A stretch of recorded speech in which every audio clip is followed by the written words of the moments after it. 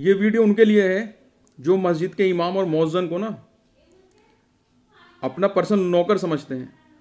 तो मैं उनको बता दूं जाहिलों को कि ये दोनों ऐसी अजीम शख्सियत हैं जो हमारे माशरे को, हमारे बच्चों को और हमें ज़िंदा रहते हुए भी ज़िंदगी में हमारी अच्छे काम बताते हैं और मरने के बाद भी आखिरत में इनकी बातें बताई हुई हमारी काम आती हैं। और कुछ जाहिल लोग इनको अपना पर्सनल नौकर समझ लेते हैं। मैं उन जाहिलों से पूछना चाहता हूँ, भाई पहली बात तो पता है ये कौन लोग हैं? ये वो लोग हैं जिनकी घंटा घर में भी नहीं चलती, बाहर तो छोड़िए।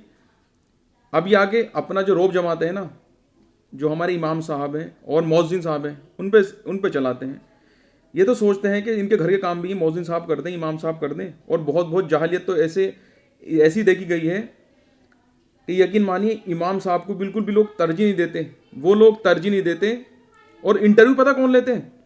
इमाम साहब का, मौज़्ज़िन साहब का इंटरव्यू वो लोग लेते हैं जिन्हें अल्हम्दु शरीफ भी याद नहीं सही से। अबे जाहिलो, सुधर जाओ, मान जाओ। इनका जो मुकाम है पहले वो देखो, पता करो कि अल्लाह के रसूल ने क्या बताया है। और ये अखलाक भी कुछ होते हैं इनसे बात करने के। कोई आपको प्रॉब्लम है या कोई भी आपकी परेशानी है तो बात करिए ना, कमेटी में रखिए। ये तुम्हारे बाप के गुलाम नहीं है जो इन पर आके रोब जमा देते हो। और सबसे ख़ास बात यह है, इन जाहिलों के ड्रामे सुनिए जो सिलेक्ट करते हैं इमाम साहब को। इनकी किरात में भी इन्हें कमी लगती है, इन्हें मज़ा नहीं आ रहा। आवाज़ ऊंची है, इन्हें मज़ा नहीं आ रहा। आवाज़ नीची है। अब और तुम्हें क्या चाहिए? जब ये पूरे कॉन्ट्रैक्ट तुम्हारे पास है ना कि इसकी लिस्ट बना लिया करो मोहल्ले से पूछ के ना, सारे लोगों से, क्योंकि फिर बाद में आएंगे इमाम साहब को परेशान करेंगे कि इमाम साहब की आवाज़ ऊंची है, नीची है, इमाम साहब टाइम पे नहीं आते, मौज़्ज़िन साहब से नमाज को पढ़वा देते हैं। अबे नमाज पढ़ने के लिए रखा है तुमने, सारी लिस्टें एक बार बना के दे दो इनके हाथ में, पूरे मोहल्ले वालों।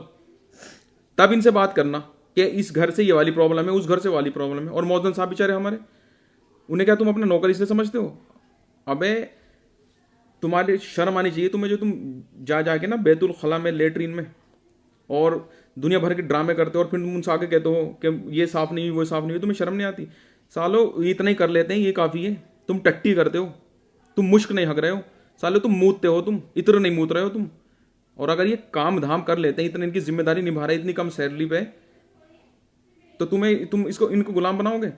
और मैं जमात के लोगों से भी खास करके कहना चाहता हूँ, जो इन्होंने, मैं जमात की रेस्पेक्ट करता हूँ, एक ड्रामा का रखा ना कि एक साल इमाम को लगाना ज़रूरी है।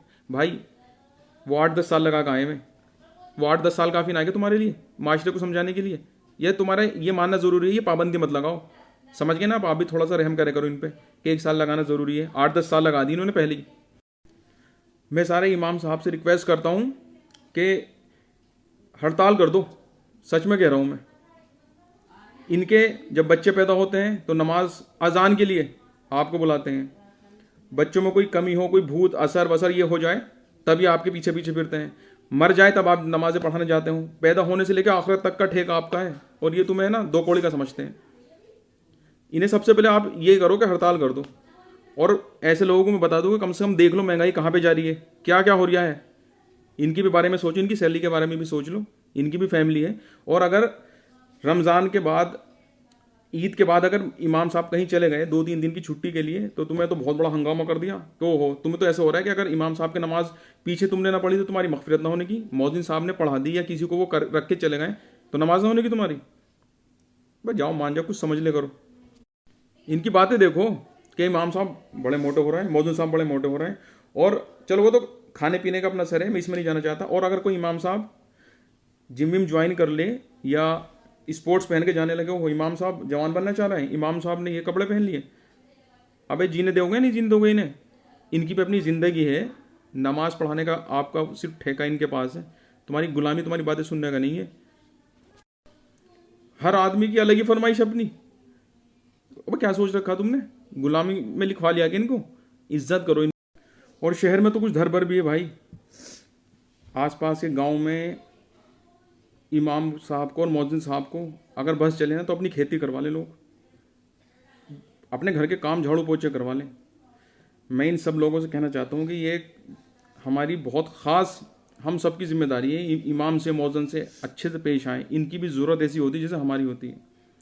अगर ये सब्र शुक्र ज़्यादा करते हैं और ऐसी कोई डिमांड नहीं करते, तो इसका मतलब ये नहीं है कि ये लाचार है, मजबूर है। इनका भी एक हक है और हमें इनका ख़ास ख्याल रखना चाहिए। हम सब मुसलमान हैं, हमारी दुनिया भी ये बहुत हद तक बनाते हैं और आखिरत में भी हमारे साथ रहते हैं। इनकी बात समझिए, सोचिए, और इतना वो मत सोचिए इनके बारे में यार कि ये मतलब एकदम गिरे हुए हैं और तुम्हारे नौकर नहीं। मैं भी फिर उनसे कहना चाह रहा हूँ कि किसी के बाप के नौकर नहीं है। नमाज पढ़ा रहे हैं, पैसा दे रहे हैं, मौज़िन अपनी जिम्मेदारी अच्छे से निभा रहे हैं। मस्जिद की सफाई करना, टॉयलेट की, वज़ू खाने की आम बात नहीं है। करके दिखा दो सालों एक दिन तुम, जो तुम्हें ज़रा ज़्यादा कमियाँ लगती हैं कि ये धूल है, ये वो है, ये वो है, सही से ये साफ़ नहीं है, वो साफ़ नहीं है। अब इतनी सैलरी में कर रहा है, उसका शुक्र मनाओ, उससे बात करो, प्यार से समझाओ और साथ भी तो दो, सवाब तो तुम्हें भी मिलेगा। सारे इमाम साहब से रिक्वेस्ट है कि आपका इंटरव्यू वो लोग लें जो काबिल हों, कम से कम वो लोग न लें कि जिन्हें अलहम्दुलिल्लाह शरीफ के मायने भी ना पता हो। ये बात रखना आप सब लोग। शुक्रिया।